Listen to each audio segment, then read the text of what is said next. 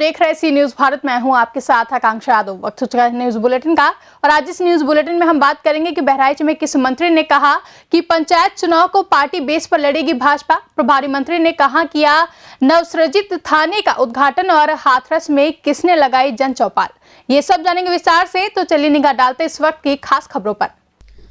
आगामी पंचायत चुनाव के सिलसिले में आज बहराइच पहुंचे कृषि मंत्री सूर्य प्रताप शाही ने भाजपा जिला कार्यालय पर संगठन के पदाधिकारियों व कार्यकर्ताओं से मुलाकात की व पंचायत चुनाव को लेकर तैयारियों की समीक्षा की।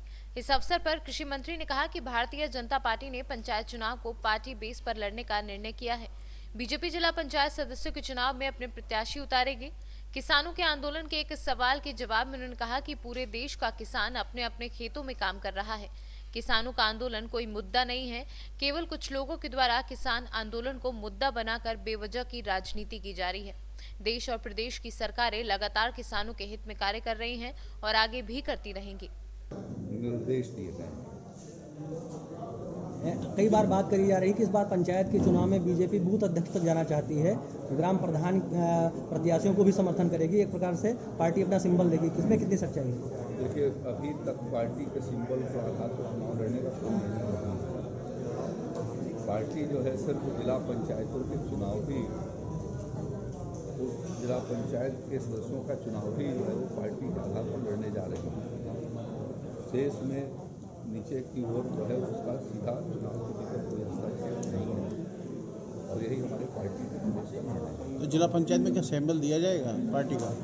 अभी तक बताया ना कि नियमों के भीतर ये व्यवस्था नहीं है, तो पार्टी अपने प्रत्याशी जो है घोषित करेगी। सर, आप उत्तर प्रदेश के कृषि मंत्री हैं और इस समय किसानों का मुद्दा एक प्रकार से पूरे देश में सबसे प्रमुख तरीके से बना हुआ है। आज आप बहराइच के दौरे पर हैं। देश के अधिकांश हिस्सों में किसानों का कोई मुद्दा नहीं बना हुआ है। हमारे मीडिया के साथियों ने उसे ज़्यादा मुद्दा बना करके रखा है। उत्तर प्रदेश का किसान जो है वो अपना काम कर रहा है, अपने खेतों पर काम कर रहा है। देश के अधिकांश हिस्सों का किसान जो है अपने खेतों पर काम कर रहा है। कुछ चंद लोग उस आंदोलन के भीतर, और वो भी राजनीति से प्रेरित होकर के, और कुछ वो लोग जो हर मुद्दों पर असफल हो चुके हैं वह उस मुद्दों को आगे की ओर बढ़ा रहे हैं। भारत सरकार ने, हमारे भारत सरकार के कृषि मंत्री जी ने, रेल मंत्री ने, वाणिज्य मंत्री ने और साथ साथ में माननीय गृह मंत्री और रक्षा मंत्री ने कई दौरों में लोगों से वार्ता की और प्रयास किया है कि उनके समस्याओं का समाधान निकाला जा सके।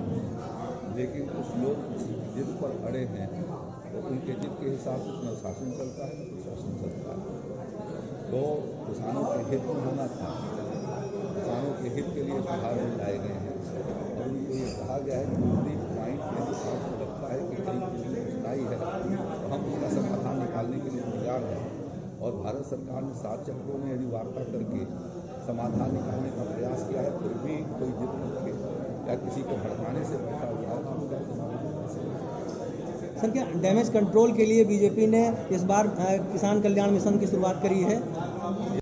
बहराइच से सीनू संवाददाता संतोष मिश्रा की रिपोर्ट। 3 तलाक कानून के साथ ही उत्तर प्रदेश सरकार नारी की सुरक्षा, सम्मान और स्वाभिमान के लिए मिशन शक्ति अभियान चला रही है, परंतु जमीनी हालत सुधरने का नाम नहीं ले रही है। ताजा मामला बहराइच जनपद के थाना कैसरगंज के एनी हेंतसी का है, जहां की 3 तलाक पीड़ित महिला ने पुलिस अधीक्षक कार्यालय पर पहुंचकर न्याय की गुहार लगाई है। पीड़िता का कहना है कि उसकी शादी 4 वर्ष पूर्व हुई थी। शादी के बाद से ही उसके ससुराल वाले दहेज के लिए उसे बार बार प्रताड़ित किया करते थे, जिसकी सूचना उसने पूर्व में ही कैसरगंज में दी थी। कुछ महीने पहले उसके अस्पताल में एक बेटी हुई है और बेटी होने के बाद उसके पति ने उसे अवैधानिक तरीके से 3 तलाक बोलकर निकाल दिया है, जिसकी सूचना प्रार्थनी द्वारा थाने को दी गई थी, परंतु उसके खिलाफ अभी तक कोई कार्यवाही नहीं हुई है। आपका लुप्ती बेगम जी मेरा नाम है। कहाँ से आई हैं आप? पादीपुर से आई हूँ। क्या मामला है? जी, लड़की हुई, इन्होंने आदमी ने मेरे 3 तलाक देकर चले गए। बेटी हुई है, कह रहे थे बेटा होता तो ले जाते, बेटी हुई थी इसीलिए तुमको 3 तलाक देकर वो चले गए। दूसरी शादी कर ली, वो अपनी दूसरी शादी कर ली। कह रहे तुमको अब हम नहीं ले जाएंगे, बेटी हुई इसीलिए वो चले गए। 4 साल हो गए मेरी शादी के। जी, अब उन्होंने तलाक देकर चले गए, 3 चले गए। कौन कर गया है? वो मेरे हस्बैंड देकर चले गए। नब्बू अली नाम मेरे हस्बैंड का। जी बेटी हुई इसीलिए उन्होंने तिलाक देकर गए हैं। कह रहे थे बेटा होता तो ले जाते, बेटी हुई इसीलिए उन्होंने तिलाक देकर चले गए। 3 तलाक कहे बार 3 बार कहकर और चले गए। आप कहाँ गई हैं? कैसरगंज गए थे, कैसरगंज थाने में, वहाँ कोई सुनवाई नहीं हुई। यहाँ बहराइच थाने में, यहाँ भी कोई सुनवाई नहीं हो रही। मेरी एक बेटी है, हम 5 बहन है, गरीब आदमी है, हमारी कोई मदद नहीं कर रही है जी। इसीलिए कार्रवाई किया जाए कि कुछ थोड़ा बहुत उनको पकड़ा जाए। बहुत परेशान जी। बहराइच से सीनू संवाददाता संतोष मिश्रा की रिपोर्ट। देवरिया में नवसृजित थाना बरियापुर का उद्घाटन विधिवत मंत्रोच्चार एवं पूजा अर्चना के साथ शिलालेख, अनावरण एवं फीता काटकर मुख्य अतिथि जनपद प्रभारी राज्य मंत्री स्वतंत्र प्रभार उद्यान श्रीराम चौहान द्वारा किया गया। प्रभारी मंत्री श्रीराम चौहान ने संबोधन में कहा कि बिहार राज्य का सीमावर्ती होने के कारण स्थान की उपयोगिता अहम है। सबल सशक्त सीमा हो, चाहे देश जिले व थाने का हो, ये प्राथमिकता है। मुख्यमंत्री जी की मंशा है कि अपराध मुक्त प्रदेश हो, अपराधियों पर लगाम लगे, लोगों को कम दूरी चल करके थानों पर जाना पड़े। ये नया थाना खुलने के कारण, बिहार का बॉर्डर का होने के कारण बहुत सारी सुविधाएं नागरिकों को मिलेगी। उनके आने जाने में दूरी कम होगी। जो काम कोतवाली में जाने पर होता था, रामपुर कारखाना जाने होता था, वहाँ बरियारपुर में ही पूर्णता हो जाएगी। तो लोगों को सुविधा होगी और अपराध पर अंकुश लगाने में मदद मिलेगी इस थाने के खुलने के बाद। देवरिया से सीनू संवाददाता मोइन खान की रिपोर्ट।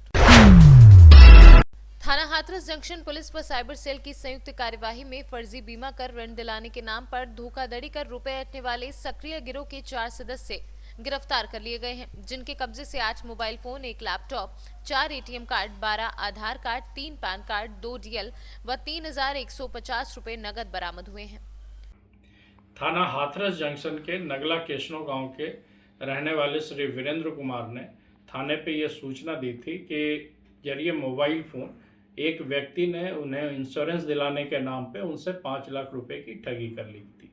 इस सूचना पर अभियोग पंजीकृत किया गया है और इस अभियोग की तफ्तीश में साइबर सेल की टीम और थाना हाथरस जंक्शन की पुलिस को लगाया गया था, जिसके परिणाम स्वरूप घटना को वर्कआउट करते हुए 4 अभियुक्तों की गिरफ्तारी की गई है और इन 4 अभियुक्तों के पोजीशन से 1 लैपटॉप और 8 मोबाइल फ़ोन बरामद हुए हैं। साथ ही साथ इनके पास से एटीएम कार्ड और 3,500 रुपये के करीब भी बरामदगी की गई है।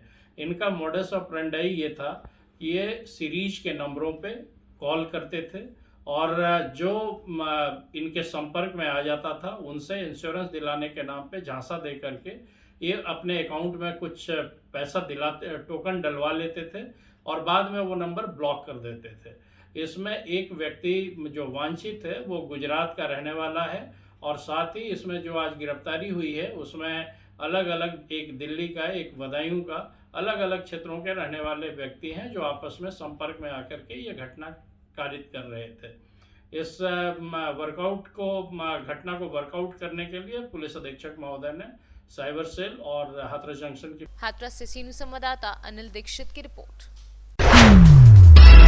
जनपद ललितपुर तहसील मड़ावरा अंतर्गत ग्राम पंचायत ठनगना में जिलाधिकारी दिनेश कुमार ने प्रधानमंत्री आवास योजना एवं शौचालय के लिए जन चौपाल लगाई, जिसमें सभी पदाधिकारी उपस्थित रहे। ललितपुर से सीनू संवाददाता विशाल जैन की रिपोर्ट। फिलहाल के लिए न्यूज बुलेटिन में बस इतना ही। देश और दुनिया की तमाम बड़ी खबरों के लिए जुड़े रहे सी न्यूज भारत के साथ।